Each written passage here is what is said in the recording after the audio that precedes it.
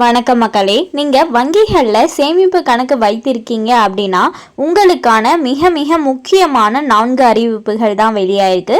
So அது என்ன அறிவிப்புகள் அப்படிங்கிற முழு விவரங்களையும் தெரிஞ்சுக்க வீடியோவை கொஞ்சம் கூட ஸ்கிப் பண்ணாமல் கடைசி வரைக்கும் முழுமையாக பாருங்கள். இதுதான் முதன்முறையாக நம்ம வீடியோவை பார்க்குறீங்கன்னா மறக்காமல் நம்ம சேனலை சப்ஸ்கிரைப் பண்ணிவிட்டு அந்த லைக் பட்டனை தட்டி விட்டுருங்க. வாங்க வீடியோக்குள்ளே போகலாம். சேமிப்பு கணக்குகளில் ரொக்க பரிவர்த்தனைகளுக்கான வரம்புகள் மற்றும் விதிமுறைகள் குறித்து பொதுமக்கள் தெரிந்து கொள்வது அவசியம். மேலும் இந்த வரம்புகளை மீறினால் ஏற்படும் விளைவுகள் என்னென்ன என்பதை பார்க்கலாம். சேமிப்பு கணக்கில் பணத்தை வைத்திருப்பதற்கான வரம்புகள் அல்லது ஒரு நாளில் அனுமதிக்கப்பட்ட பண பரிவர்த்தனைகள் எவ்வளவு என்று நீங்கள் எப்போதாவது யோசித்திருக்கிறீர்களா? வரி விதிகளின்படி ஏப்ரல் 1 முதல் மார்ச் 31 வரையிலான ஒரு நிதியாண்டில் சேமிப்பு கணக்கில் மொத்த ரொக்க வைப்பு அல்லது திரும்ப பெறுதல் ரூபாய் 10 லட்சத்திற்கு மிகாமல் இருக்க வேண்டும். கூடுதலாக வருமான வரி சட்டத்தின் பிரிவு 269 ST ஒரு நபரை கட்டுப்படுத்துகிறது. ஒரே நாளில் ஒரு பரிவர்த்தனை அல்லது ஒரே நிகழ்வின் பல பரிவர்த்தனைகளில் மற்றொரு நபரிடம் இருந்து ரூபாய் 2 லட்சம் அல்லது அதற்கு மேற்பட்ட பணத்தை பெறுவது.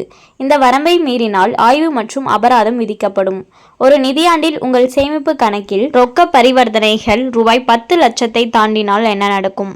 அத்தகைய எந்த நடவடிக்கையும் அதிக மதிப்புள்ள பரிவர்த்தனையாக தகுதி பெறுகிறது. வருமான வரி சட்டத்தின் பிரிவு 114B கீழ் இதுபோன்ற நிகழ்வுகள் குறித்து வருமான வரித்துறைக்கு அறிவிக்க நிதி நிறுவனங்கள் கடமைப்பட்டுள்ளன. மேலும் ஒரே நாளில் ரூபாய் 50,000க்கு மேல் ரொக்கமாக டெபாசிட் செய்தால் உங்கள் பேன் கார்டை கட்டாயம் சமர்ப்பிக்க வேண்டும். உங்களிடம் பேன் இல்லையெனில் படிவம் 60 அல்லது 61ஐ மாற்றாக சமர்ப்பிக்கலாம்.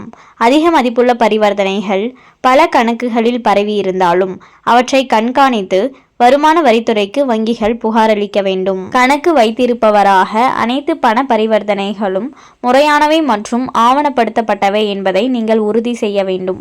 இந்த விதிமுறைகளை கடைபிடிக்க தவறினால் அபராதம் அல்லது அதிகாரிகளால் மேலும் விசாரணை ஏற்படலாம். அதிக மதிப்புள்ள பரிவர்த்தனைகள் தொடர்பாக வருமான வரித்துறையிடம் இருந்து நோட்டீஸ் வரும் பட்சத்தில் நிதி ஆதாரத்திற்கான போதுமான ஆதாரத்தை நீங்கள் அளிக்க வேண்டும்.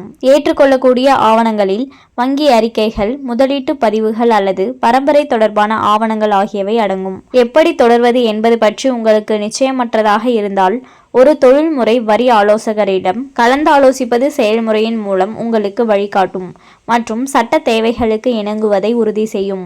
இந்த வழிகாட்டுதல்களை புரிந்து கொள்வதன் மூலம் தனிநபர்கள் தங்கள் நிதி நடவடிக்கைகளை பொறுப்புடன் நிர்வகிக்கலாம். மேலும் நீங்கள் வருமான வரி அதிகாரிகளுடன் தேவையற்ற சட்ட சிக்கல்களை தவிர்க்கலாம்.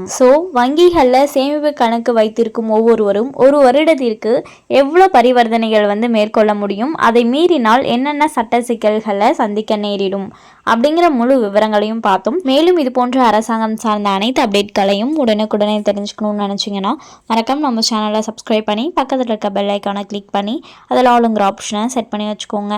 அப்போ தான் நம்ம அப்லோட் பண்ணுற வீடியோ உடனுக்குடனே உங்களுக்கு நோட்டிஃபிகேஷனாக சேரும். அது மட்டும் இல்லாமல் அந்த லைக் பட்டனை தட்டி விட்டுருங்க. தேங்க்ஸ் ஃபார் வாட்சிங்.